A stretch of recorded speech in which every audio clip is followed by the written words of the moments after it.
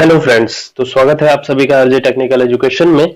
जैसा कि हमने पिछली वीडियो में पढ़ा था किरचॉफ लॉ के बारे में, जिसके अंदर दो लॉ पढ़े थे हमने, केसीएल, किरचॉफ करंट लॉ या किरचॉफ का पहला नियम या जगसट का नियम, और दूसरा किरचॉफ का वोल्टेज लॉ या किरचॉफ का दूसरा नियम या किरचॉफ मेश लॉ।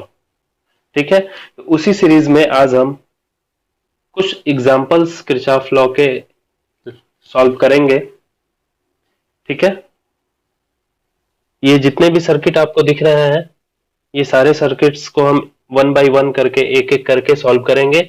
और इसके बाद से आप लोग भी इस वीडियो को पूरा देखिएगा। इसके बाद से आप लोग भी कोई भी सर्किट अगर आपके सामने आता है, आप लोग भी उस सर्किट को बड़े ही आसानी से सॉल्व कर पाएंगे। बस आप प्रोसीजर फॉलो करिएगा जैसे जैसे मैं आपको बताते जा रहा हूं। तो चलिए आज की क्लास स्टार्ट करते हैं। जिन बच्चों ने अभी तक चैनल को सब्सक्राइब नहीं किया है वो चैनल को सब्सक्राइब कर लें और अपने दोस्तों के साथ अपने ग्रुप में शेयर भी कर दें। चलिए, तो सबसे पहला ही क्वेश्चन हम लेते हैं। सर्किट्स को देख के घबराइएगा मत, बहुत ही आसानी से, बहुत ही आराम से सारे सर्किट्स सॉल्व हो जाएंगे। ठीक है, चलिए तो सबसे पहले देख लेते हैं इस सर्किट को। पहला क्वेश्चन है, ये हमारे पास पहला एग्जांपल है।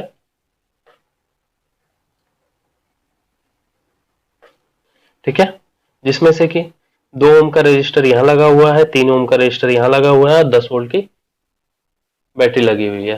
ठीक है, इसको हमें किरचॉफ लॉ से सॉल्व करना है। ठीक है, तो उसके पहले कुछ नियम है, उसको हम जान लेते हैं। ओके, अगर किसी सर्किट में एक से ज्यादा मेश बन रहे हैं, मेश क्या होता है हम लोग पढ़ चुके हैं। अगर आपने उस वीडियो को नहीं देखा है तो मैं डिस्क्रिप्शन में उस वीडियो का लिंक दे दूंगा, वहां से जाकर के आप देख लीजिएगा। ठीक है, तो अगर किसी सर्किट में एक से ज्यादा मेश हो तो सभी मेश में हम करंट की दिशा को एक ही लेते हैं। ठीक है, एक ही लेते हैं मतलब कि अगर मान लीजिए हमारे पास 2 या 3 मेश हैं, यहाँ पर भी रजिस्टर लगा दिया, ये भी रजिस्टर लगा दिया, ये भी लगा दिया, ये भी लगा दिया, ये एक सेल लगा दिया, यहाँ पर एक सेल लगा दिया। ठीक है, यहाँ पे हम देख पा रहे हैं कि 3 मेश है हमारे पास। ठीक, तो जो हम दिशा पहले वाले मेश में लेंगे, मान लीजिए हमने क्लॉकवाइज ले ली। ओके, तो दूसरे वाले में भी हमको क्लॉकवाइज ही लेना है और तीसरे वाले में भी हमको क्लॉकवाइज लेना है। क्लियर है?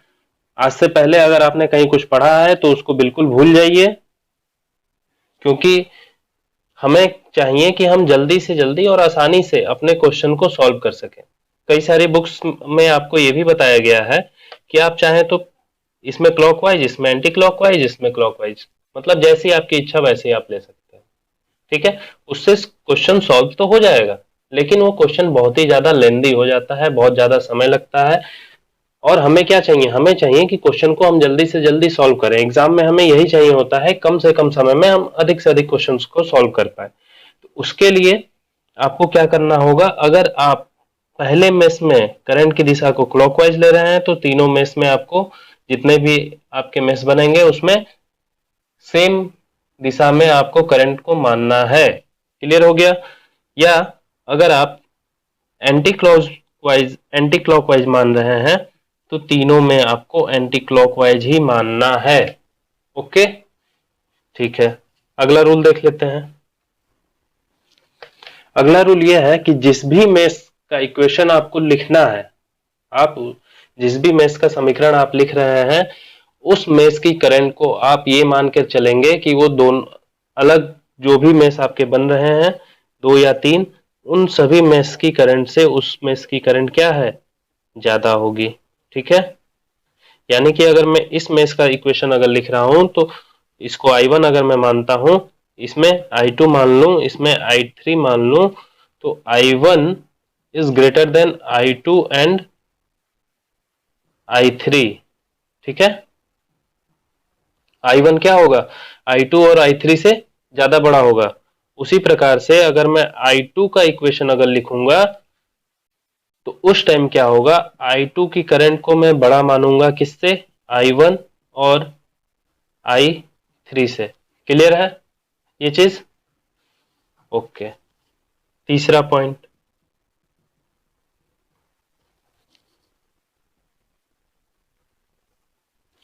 मान लीजिए कोई वोल्टेज सोर्स हमें मिला है, कोई वोल्टेज सोर्स है और हम इसी दिशा में चल रहे हैं, ठीक। ये माइनस होगा, ये प्लस होगा, तो यहाँ पे क्या हो रहा है, हमें वोल्टेज गेन हो रहा है, यानी कि वोल्टेज लो वोल्टेज पोटेंशियल से हम हायर पोटेंशियल की ओर जा रहे हैं, कम विभव से अधिक विभव की तरफ जा रहे हैं, ठीक है। तो यहाँ पर हम इसको पॉजिटिव लेंगे, क्लियर हुआ। अगर इसी दिशा में हम जा रहे हैं, इस दिशा में, और माइनस इधर प्लस इधर, तो हम इसको क्या लेंगे, पॉजिटिव लेंगे, क्लियर। इसी प्रकार से A B minus plus V, और अगर इस दिशा में आ रहे हैं, मान लीजिए हमने एंटी क्लॉकवाइज ले लिया लूप को या करंट को, ठीक है, तो यहाँ क्या हो रहा है, यहाँ पर वोल्टेज में कमी हो रही है, हम किस अधिक वोल्टेज की तरफ से कम वोल्टेज की तरफ जा रहे हैं, तो यहाँ पर हम V को क्या लेंगे, माइनस लेंगे, क्लियर हो गया, ठीक है। इसी प्रकार से अब रजिस्टर में हम देख लेते हैं। दिक्कत हमें इसमें नहीं, हमें इसी में आती है, दिक्कत रजिस्टर में ही आती है, ठीक है। मान लीजिए ये रजिस्टर है R और हम इस तरफ जा रहे हैं, क्लॉकवाइज चल रहा है, तो हम इसमें कैसे पता चलेंगे करेंगे कि ये प्लस लेंगे या माइनस लेंगे, ठीक है। तो इसमें क्या होता है, हमें करंट की दिशा देखनी होती है कि हमने करंट किधर माना है, किधर को हमारी करंट जा रही है, ठीक। मान लीजिए कि हमने माना है कि करंट भी अगर इधर को ही जा रही है, करंट की दिशा भी क्लॉकवाइज ही है, तो करंट आपको पता होगा हमेशा अधिक विभव से कम विभव की तरफ बहती है, ठीक है। यानी कि इधर पॉजिटिव होगा, इधर नेगेटिव होगा, किस पे डिपेंड करेगा, करंट के फ्लो पे। करंट जिधर से जा रही होगी उधर प्लस होगा और जिधर जा रही होगी उधर नेगेटिव होगा, ठीक, समझ में आ गया। तो हम यहाँ पर क्या लिखेंगे, करंट का मान I, रजिस्टर का मान R, और किस में लिखेंगे, माइनस में लिखेंगे, ठीक। क्यों IR, क्योंकि हमें यहाँ पर वोल्टेज ड्रॉप दिखाना है। किरचॉफ का दूसरा रूल क्या कहता है कि जितने भी वोल्टेज ड्रॉप हो रहे हैं, विभवपात हो रहा है, वो लगाए गए विभव के बराबर होता है, क्लियर हो गया, ठीक। इसी प्रकार से मान लीजिए ये रजिस्टर है, ये R है, ओके, करंट की दिशा ये है I, और हम इस दिशा में जा रहे हैं, एंटी क्लॉकवाइज हम चल रहे हैं, ठीक। तो जब हम एंटी क्लॉकवाइज चल रहे हैं और करंट क्लॉकवाइज जा रही है, बाएं से दाहिने की तरफ जा रही है, तो ये हमारे लिए ये पॉजिटिव होगा, ये नेगेटिव होगा। क्यों होगा, क्योंकि करंट हमेशा उच्च विभव से निम्न विभव की तरफ जाती है, इधर उच्च विभव होगा और इधर निम्न विभव होगा, तभी इधर से इधर जा रही है, क्लियर हुआ। तब हम यहाँ पर क्या लेंगे, प्लस, क्योंकि हम इधर से इधर आ रहे हैं, ठीक है, निम्न विभव से उच्च विभव की तरफ जा रहे हैं, इसलिए यहाँ पे हम प्लस लेंगे I इंटू R। तो इतनी चीजें बस आपको याद रखनी है। क्या क्या याद रखना है कि अगर एक से ज्यादा मेष होंगे तो उसमें करंट की दिशा सब में एक ही माननी है, क्लियर है। जिस भी मेष का हम इक्वेशन लिखेंगे उस मेष की करंट को हम ये मान के कर चलेंगे कि वो उस मेष की करंट सबसे ज्यादा है या सबसे ज्यादा बड़ी है। और अगर किसी सेल में नेगेटिव से पॉजिटिव की तरफ जाएंगे तो प्लस V, पॉजिटिव से नेगेटिव की तरफ आएंगे माइनस V, ठीक। करंट की दिशा में अगर हम जा रहे हैं तो माइनस IR, करंट की विपरीत दिशा में अगर जा रहे हैं तो प्लस IR, क्लियर हो गया। चलिए, तो अब हम अपने क्वेश्चन पे चल सकते हैं। देख लीजिए क्वेश्चन क्या कह रहा है, पहले सबसे सिंपल क्वेश्चन लेंगे, फिर धीरे धीरे अपना लेवल ऊपर करते जाएंगे, ठीक है। देखिए क्वेश्चन क्या कह रहा है कि इसमें 10 वोल्ट की बैटरी लगी है, 3 ओम का ये रजिस्टर लगा हुआ है, 3 ओम का ये रजिस्टर है, यहाँ पे 2 ओम का रजिस्टर है, ठीक है। कह रहा है कि करंट का मान बताइए, सर्किट में करंट कितनी फ्लो कर रही है। ओके, तो अब हम इसमें किरचॉफ का वोल्टेज रूल, किरचॉफ का दूसरा नियम अब हम लगाते हैं। ठीक है, हम इसमें क्लॉकवाइज और एंटी क्लॉकवाइज दोनों मान सकते हैं। ठीक है, फिलहाल मैं क्लॉकवाइज ले ले रहा हूं, क्लॉकवाइज मान लिया। हम ये मान के चल रहे हैं कि करंट क्लॉकवाइज फ्लो कर रही है, तो ये माइनस होगा, ये प्लस होगा, इधर ये प्लस होगा, ये माइनस होगा, ये प्लस होगा, ये माइनस होगा। क्यों? क्योंकि करंट ऐसे फ्लो कर रही है। देखिए, क्लॉकवाइज हायर पोटेंशियल से लोअर पोटेंशियल की तरफ करंट जा रही है, फिर हायर पोटेंशियल से लोअर पोटेंशियल की तरफ करंट जा रही है। क्लियर हो गया? अब देखिए आप इक्वेशन कैसे लिखेंगे। सबसे पहले देखिए, माइनस से चले किधर, प्लस की तरफ, तो बाद में कौन सा चिन्ह हमें मिला, प्लस।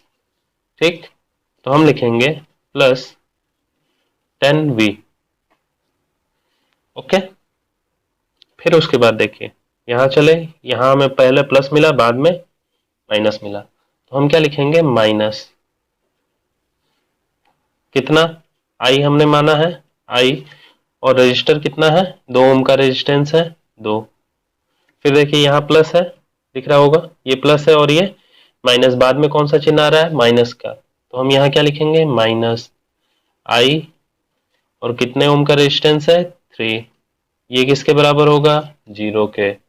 इसको सॉल्व कर लीजिए, 10 volt minus 2 plus 3, 5i equal to 0, या 5i इक्वल टू 10, या i equal to 2 ampere. Clear हो गया? ठीक है, यानी कि इस सर्किट में क्या है, जो करंट फ्लो कर रही है, कितनी फ्लो कर रही है, 2 एम्पियर की करंट फ्लो कर रही है। चलिए एक और चीज देख लेते हैं। अब हम इसको एंटी क्लॉकवाइज मान के चलते हैं। ओके, क्या मान के चल रहा है, अभी तो हमने क्लॉकवाइज माना था, एंटी क्लॉकवाइज मान लेते हैं। इधर करंट एंटी क्लॉकवाइज जा रही है। ठीक, तो जब करंट एंटी क्लॉकवाइज जा रही है, यहां से सेल से ही स्टार्ट करते हैं, तो बाद में कौन सा चिन्ह मिला, माइनस का साइन मिला, तो हम यहां लिखेंगे माइनस 10V। ठीक, इसके लिए इधर ये प्लस होगा, इधर माइनस होगा। ओके, तो इसको हम लिखेंगे माइनस 3i, इधर प्लस होगा, इधर माइनस होगा। क्यों? क्योंकि हायर पोटेंशियल से लोअर पोटेंशियल की तरफ जा रही है करंट। ये इससे कोई मतलब नहीं है कि सेल की क्या दिशा है, इधर सेल में प्लस बना है तो करंट इधर से ही जाएगी, इससे कोई मतलब नहीं है। मतलब ये है कि हमने क्या माना है। क्लियर है? सेल में कैसा लगा हुआ है ये आप भूल जाइए, सिर्फ उतनी ही चीजें याद रखिए जितनी मैंने अभी इससे पहले नोट करवाई थी। ओके, बहुत ही आसानी से आप सारे क्वेश्चंस को सॉल्व कर पाएंगे। वीडियो को आप पूरा देखिएगा।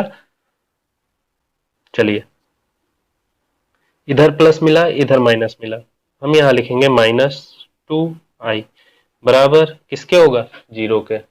ठीक, minus 10v minus 3 plus 2 5i बराबर 0, माइनस 10v बराबर 5i, तो i बराबर आएगा -2 एम्पियर। क्या आ रहा है, -2 एम्पियर, माइनस में आ रहा है। तो माइनस में इसलिए आ रहा है क्योंकि हमने जो करंट की दिशा मानी थी, वो करंट की दिशा वैसी ना होकर के उसके जस्ट क्या है, विपरीत है। हमने कैसे माना था, एंटी क्लॉकवाइज माना था, यानी कि घड़ी की विपरीत दिशा में हमने माना था। तो माइनस का चिन्ह हमें ये बता रहा है कि घड़ी की विपरीत दिशा में ना होकर के करंट कैसे फ्लो कर रही है, घड़ी की दिशा में क्लॉकवाइज करंट फ्लो कर रही है। तो अगर आपको किसी क्वेश्चन में माइनस का चिन्ह आंसर में मिल जाता है तो उससे घबराना मत। उससे क्या होगा, बस इतना अंतर आएगा कि जो करंट की दिशा थी वो बदल जाएगी। क्लियर है? चलिए अगले क्वेश्चन की तरफ चलते हैं। तो अगला क्वेश्चन ये है हमारे पास। ठीक है, इसमें 2 सेल लगे हुए हैं और 3 रजिस्टर लगे हुए हैं। ठीक है, इसको हमें सॉल्व करना है। चलिए देख लेते हैं, क्लॉकवाइज ही मान लेते हैं इसमें भी। ओके, करंट हमने मान लिया कि क्लॉकवाइज है। क्लियर है? चलिए अब नोट करना शुरू करते हैं। इधर क्या होगा, माइनस होगा, इधर प्लस होगा, इधर प्लस होगा, इधर माइनस होगा, ये प्लस होगा, ये माइनस होगा, सेल में ये प्लस है, ये माइनस है, इधर ये प्लस होगा और ये माइनस होगा। सेल में जैसा पोलरिटी होगी, जैसी पोलरिटी होगी आपको वैसे ही मानना है, बस रजिस्टर में चेंज हो जाएगा अगर करंट की दिशा बदलेगी तो। क्लियर? ठीक है, इसीलिए ये क्वेश्चन भी मैंने पुटअप किया है। दोनों देखिए, इधर क्या था, माइनस था, इधर प्लस था, इसमें भी इधर ही माइनस रहेगा और इधर प्लस रहेगा। ओके, बस जो हमारा रजिस्टर है उसी में हमारा चेंज हो जाएगा अगर करंट की दिशा बदलेगी तो। हमने माना है कि करंट की दिशा क्लॉकवाइज है, घड़ी की दिशा में है। क्लियर है? चलिए लिखना शुरू करते हैं इक्वेशन। तो यहां से स्टार्ट करेंगे, पहले माइनस मिला फिर प्लस मिला। आप कहीं से भी कर सकते हैं, कोई दिक्कत नहीं है, चाहे तो यहां से भी कर सकते हैं, चाहे तो यहां से भी कर सकते हैं, आपकी इच्छा। ठीक है, आंसर सबका एक ही आने वाला है। बाद में हमें मिला प्लस, ठीक है, तो प्लस 4, ठीक, प्लस करंट हमने माना है आई। देखिए यहां पे हमें बाद में क्या मिला, माइनस, तो यहां क्या होगा, माइनस, कितना माइनस, 2 इंटू आई, 2 इंटू आई। बाद में हमें मिला माइनस कितना, 1 इंटू आई। ठीक, फिर उसके बाद इधर प्लस है, इधर माइनस है, तो यहाँ पे क्या लिखेंगे, -10।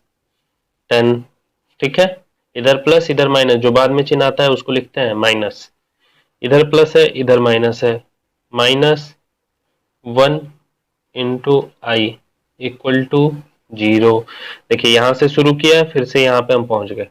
ठीक है, यहीं से शुरू किया था, यहीं पे पहुंच गए, तो विभव हमारा क्या हो जाएगा, 0 के बराबर। ठीक, अब इसको हम सॉल्व कर लेते हैं।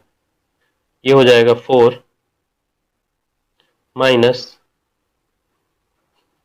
2i माइनस आई माइनस 10 माइनस आई बराबर 0। ठीक है, 10 और 4 और ये -10, ये मिलकर के हो जाएगा -6 -2 3 4 -4i बराबर 0। ठीक है, तो i -4 बराबर हो जाएगा 6, यानी कि i बराबर हो जाएगा -6/4। ठीक है, या इसको हम लिख सकते हैं 3/2, किसमें, माइनस में। तो इतनी करंट फ्लो कर रही है, किसमें, माइनस में आ रहा है। माइनस में आ रहा है मतलब कि हमने करंट की दिशा क्लॉकवाइज मानी थी, तो ये क्लॉकवाइज ना होकर के कैसी है, एंटी क्लॉकवाइज है।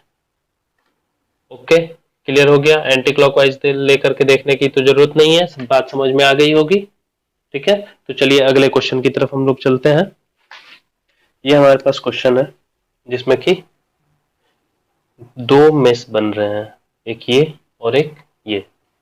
ठीक है, 3 बैटरी लगी हुई है, 20 वोल्ट, 10 वोल्ट, 20 वोल्ट, 3 रजिस्टर भी हैं, 10 ओम, 10 ओम और 10 ओम का। ठीक है, तो सबसे पहला रूल हम अपना लगाते हैं जो हमने बनाया है, कि जो करंट की दिशा हम इसमें मानेंगे वही करंट की दिशा इसमें भी मानेंगे। मान लिया कि इसमें क्लॉकवाइज है, इसमें भी क्लॉकवाइज है, आपका अगर मन है एंटी क्लॉकवाइज लेने का, आप एंटी क्लॉकवाइज ले लीजिए, कोई दिक्कत नहीं है। ठीक है, अब देख लीजिए, इसमें करंट को हमने I1 माना है, इसमें करंट को I2 माना है। आपकी जैसी इच्छा, आप इसमें I2 ले लीजिए, इसमें I1 ले लीजिए, जो लिखना है लिख सकते हैं, कोई समस्या नहीं है। ठीक है, अब देखिए ये माइनस होगा, यहाँ प्लस होगा। ठीक है, सेल में जैसा रहता है वैसे ही लिखते हैं। अब करंट की दिशा में हम इधर जा रहे हैं, तो इधर प्लस होगा, इधर माइनस होगा। ठीक है, करंट हमेशा उच्च विभव से निम्न विभव की तरफ जाएगी। ठीक है, तो इधर प्लस होगा, इधर माइनस होगा, ये प्लस होगा, ये माइनस होगा। दूसरे लूप में मेश में आ जाते हैं। ठीक है, ये प्लस होगा, ये माइनस होगा, ये माइनस, ये प्लस, ये प्लस, ये माइनस, ये प्लस और ये माइनस। समझ में आ गया होगा। ओके, तो सबसे पहले मेश 1 में, पहले मेश में, ये पहला मेश है।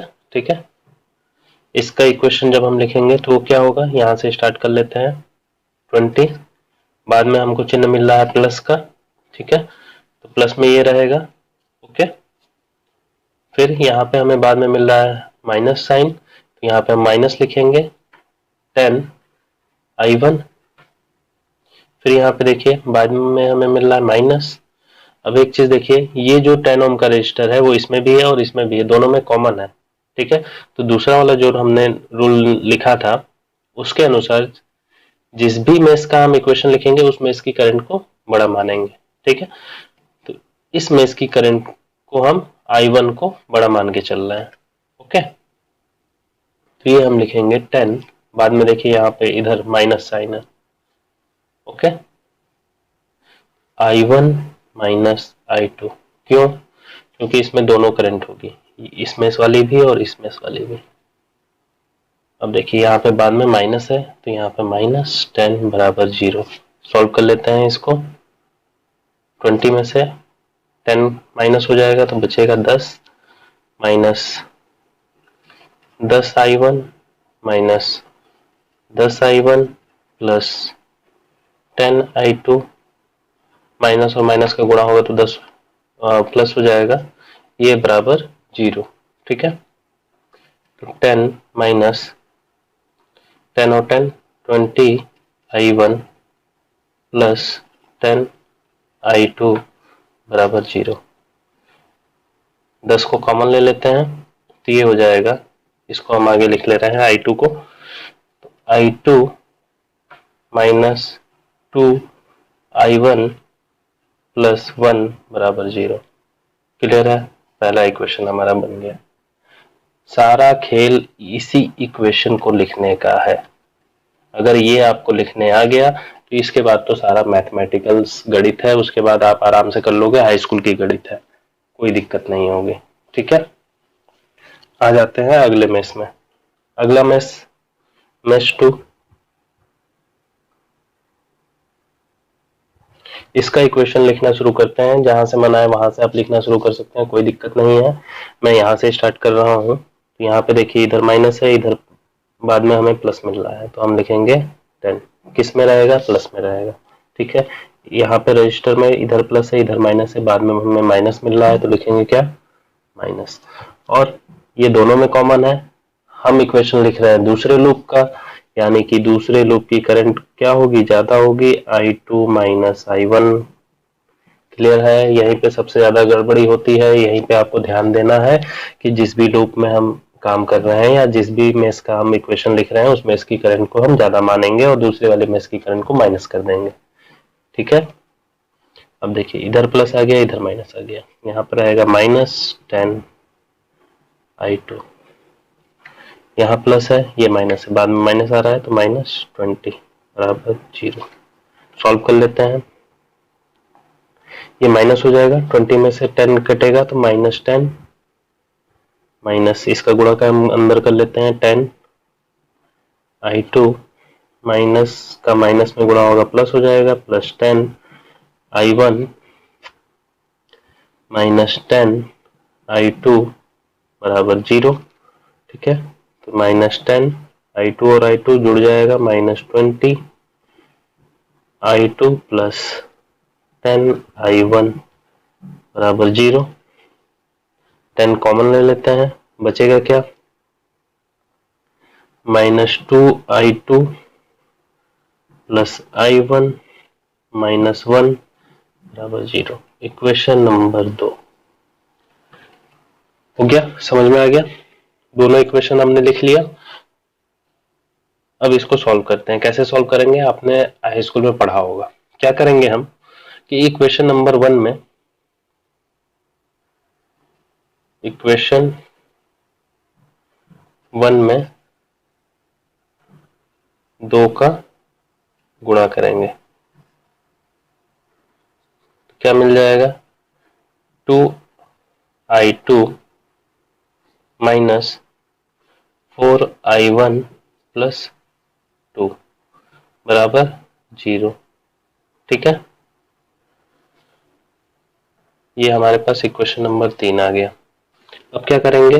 इक्वेशन नंबर 2 और इक्वेशन नंबर 3 दोनों को जोड़ देंगे, 1 प्लस 3 जोड़ दिया, तो ये है -2i2 1 + 3 प्लस i1 -1 बराबर 0। जब जोड़ेंगे तो ये कट जाएगा, ये -3i1 हो जाएगा, ये घट जाएगा 1 बराबर 0, यानी कि -3i1 बराबर हो जाएगा -1, तो i1 बराबर आ जाएगा 1/3 एम्पियर। ओके, तो I1 का मान कितना निकल गया, 1/3, या इसको अगर हम दशमलव में लिखे तो 0.33333, जितना चाहे उतना लिखते रहिए।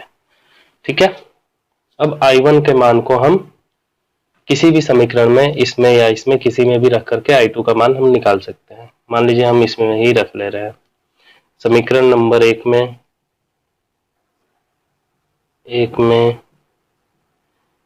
I1 का मान रखने पर, ओके, तो ये हो जाएगा I2 -2 इंटू 1/3 + 1 = 0, तो I2 बराबर हो जाएगा 2/3 -1। ठीक है, इसको भी इधर भेज दिया है, इसको भी इधर भेज दिया है। ओके, तो ये 3 का इसमें गुणा होगा, 3 में से 2 जाएगा 1, तो ये आ जाएगा -1/3।